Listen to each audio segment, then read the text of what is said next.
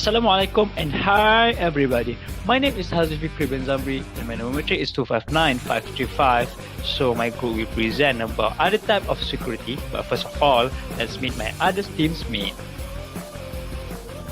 Here are Ho Ning Shi, numerator 253154. Here are Nivita Kunasekran, numerator 255345. Here we got Sharifah Nur Amira, Said Lokman Hakim, numerator 252630. Here also we have Erika Wian Fan, numerator 264837. Here Nur Shafika binti Abdullah, numerator 256519. We also got Anis Nabila binti Wahab, numerator 255681. Our last group member name is Nur Husnina binti Abdul Samad, numerator 259327. So, without wasting any time, let's check it out.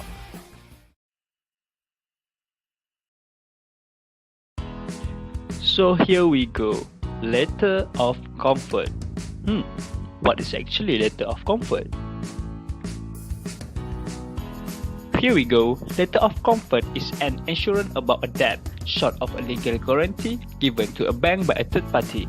Plus, letter of comfort is issued by the parent company to acknowledge that the bank has given loans to its subsidiary. Next, give a comfort to ensure that a subsidiary will fulfill their obligations to repay the loan. It is not undertaking to pay from the parent company. Plus, letter of comfort is typically couched in vague wording. Disadvantage of letter of comfort. Disadvantage? Number 1. It is confusing, which means it is supposed to serve as a security and yet it is not enforceable. Number 2.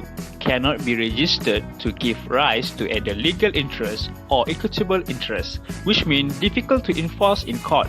Bank will not have sufficient evidence to prove its right of recovery. Number 3 of disadvantages is not really a security. What? Which means more as proof that borrower is able to pay or has financial support from parent company to pay the debt. Lastly, number 4. Inferior to guarantee or indemnity, which means it does not bind the parent company either as indemnifier or guarantor. Now we're gonna learn about what is actually legal charge on vessel. First of all, in a ship mortgage, a ship owner gives a lender an interest in a ship as a security for a loan. Next, the legal charge of ship mortgage was practiced under the Merchant Shipping Ordinance 1952. So here we can see the precautions for the legal charge on vessel. They have a 6 step of precaution, and all of these steps will make sure the legal charge on vessel is secure. As we can see here, the pros and cons for the legal charge on vessel. The pros, for example, number 1 is there's a lot of room on vessel. Number 2, can transport heavy goods. But the cons also, the vessel may be attacked or even hijacked by pirates, and risk of seizure by superpower like USA. So we go to the distribution of proceeds. Before disposing the vessel, bankers must first satisfy number 1, crew's wage, number 2, cost of repair to the vessel, if any, number 3, cost of salvage.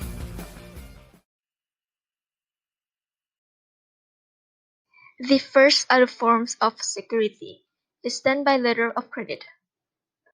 A standby letter of credit (SLOC) is an authoritative archive that ensures the bank dedication of installment to a merchant if the purchaser or the bank's customer defaults on the understanding. It is oftentimes utilized as the well-being instrument for the recipient, trying to support out dangers related to the exchange. The SLOC forestalls contract going unfulfilled if a business opts for non-payment or cannot in any case that meet budgetary commitments. It is frequently found in contracts including universal exchange, which will in general include a huge responsibility of cash and have included dangers. Let's look at the advantages of letter of credit.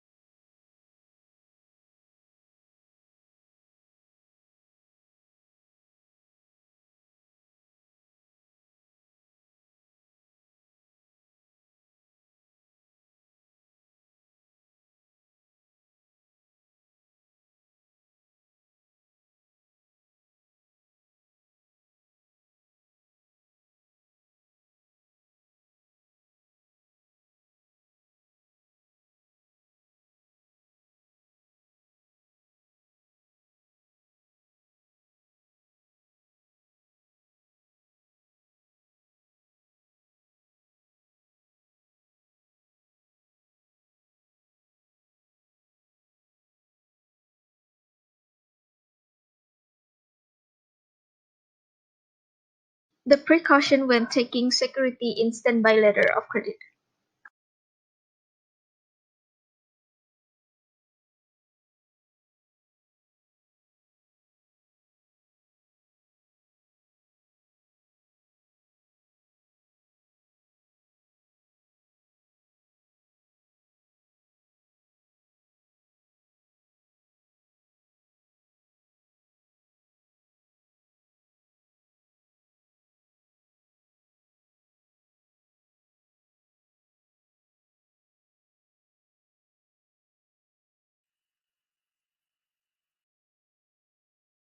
Last but not least, letter of awareness.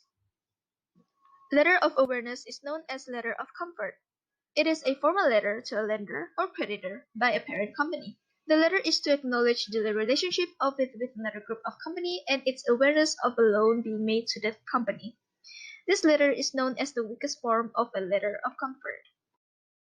This letter is not considered a legal commitment or guarantee that the subsidiary company or the parent company will pay for them, but it is a simple way to pacify or comfort the lender that the right decision was made to help the deal along or to prevent harsh treatment by the lender for an existing debt.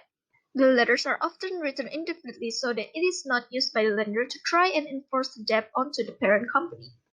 Now let us take a look at the example of letter of awareness.